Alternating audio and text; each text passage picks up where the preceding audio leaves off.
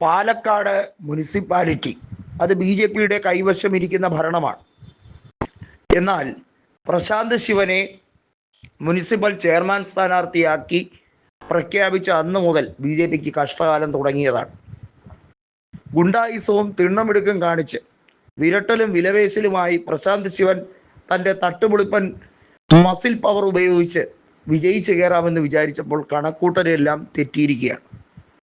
VK Sreekandan എന്ന Palakkad MP അല്ല, രാഹുൽ ഗാന്ധി വന്നാലും തങ്ങൾ പാലക്കാട് എടുക്കും എന്നാണ് BJP അവകാശവാദം ഉന്നയിക്കുന്നത്. എന്നാൽ 2021 നിയമസഭാ തെരഞ്ഞെടുപ്പിലും അതിനുശേഷം നടന്ന ഉപതെരഞ്ഞെടുപ്പിലും സാഹചര്യങ്ങൾ നമ്മൾ നോക്കുക. 2024 നിയമസഭാ ഉപതെരഞ്ഞെടുപ്പിൽ പാലക്കാട് രാഹുൽ മാങ്കൂട്ടം പാലക്കാട് മുനിസിപ്പാലിറ്റിയിൽ 5000-ഓളം വോട്ടുകളുടെ ലീഡ് നേടിയെടുത്തു. അതിനുശേഷം കിരായിരിയിലും മാത്തൂരിലും കണ്ണാടി പഞ്ചായത്തിലും മാങ്കൂട്ടത്തിൻ്റെ കുതിപ്പായിരുന്നു. അങ്ങനെയാണ് 18,500-ലധികം വോട്ടിൻ്റെ റെക്കോർഡ് ഭൂരിപക്ഷത്തോടുകൂടി മാങ്കൂട്ടം പാലക്കാട് ജയിച്ചു കയറിയത്.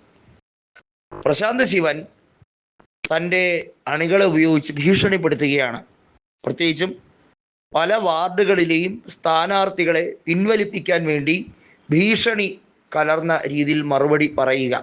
BJPയുടെ പല നേതാക്കളും പല കോൺഗ്രസ് നേതാക്കളുടെ വീടുകളിലും അതുപോലെ CPM-കാരുടെ വീടുകളിലുമൊക്കെ വന്നുപോയി എന്നാണ് പറയുന്നത്. ഏതായാലും CPI-യുമായി അഡ്ജസ്റ്റ്മെൻറ്റാണ്. CPM സ്ഥാനാർത്ഥികളിൽ ചിലർ പത്രിക പിൻവലിച്ച് സുഗമമാക്കാൻ, അതായത് BJPക്ക് കുറച്ചുകൂടെ എളുപ്പമാക്കാൻ വേണ്ടിയുള്ള ശ്രമങ്ങൾ നടത്തുന്നുണ്ട്. എന്നാൽ കോൺഗ്രസ് നേതാക്കളെ അതിന് കിട്ടില്ല. അപ്പോൾ പിന്നെ ഈ മത്സരിക്കുന്ന വാർഡുകളിലെ സ്ഥാനാർത്ഥികളായിട്ടുള്ളവരുടെ വീട്ടിൽ ചെന്ന് ഭാര്യമാർക്കെതിരെ അല്ലെങ്കിൽ അവിടെ ഉള്ള വയസ്സായ അമ്മമാർക്കെതിരെ ഭീഷണിയുടെ സ്വരം കടുപ്പിക്കുന്ന ഒരു സ്വഭാവമാണ് ഇപ്പോൾ BJP കാണിക്കുന്നത്. നമുക്കറിയാം, തിരുവനന്തപുരം ജില്ലയിലെ മംഗലപുരത്ത് ഒരു വനിതയെ കയറി പിടിക്കാൻ ശ്രമിച്ചതുമായി ബന്ധപ്പെട്ട് BJP പ്രവർത്തകൻ്റെ അറസ്റ്റുമായി ബന്ധപ്പെട്ട കാര്യങ്ങളൊക്കെ ഇതിനോടകം തന്നെ സോഷ്യൽ മീഡിയയിൽ വൈറലായ സംഭവമായിരുന്നു. ഇതാണ് BJPയുടെ തനിക്കുണമെന്ന് ജനങ്ങളെ ബോധ്യപ്പെടുത്തി കൊടുക്കൽ കൂടിയാണ്. വീണ്ടും ഗർഭക്കേസുമായി റിപ്പോർട്ടർ ചാനൽ പുറത്തു വന്നിരിക്കുകയാണ്. ഇതിനെക്കുറിച്ച് വളരെ ദീർഘമായി കൈരളി ന്യൂസും റിപ്പോർട്ടർ ചാനലും അങ്ങ് തട്ടിവിടുകയാണ്. എന്തിനാണ് കാരണം രാഹുൽ മാങ്കൂട്ടവും VK ശ്രീകണ്ഠനും സംഭവ സ്ഥലത്ത് ചെന്നു. ഇതിനെതിരെ നടപടിയെടുക്കണം, BJP നേതാക്കൾക്കെതിരെ നടപടിയെടുക്കണമെന്ന് പറഞ്ഞു. ഒന്ന് നോക്കൂ, കൃഷ്ണകുമാർ ഒന്നും ഇത്തവണ നാണം കെട്ട് മത്സരിക്കാൻ നിൽക്കുന്നില്ല. കൃഷ്ണകുമാർ കഴിഞ്ഞ പാലക്കാട് നിയമസഭാ തെരഞ്ഞെടുപ്പുമായി ബന്ധപ്പെട്ട് ഉപതെരഞ്ഞെടുപ്പുമായി ബന്ധപ്പെട്ട് തോറ്റു തുന്നമ്പാടിയ ആളാണ്.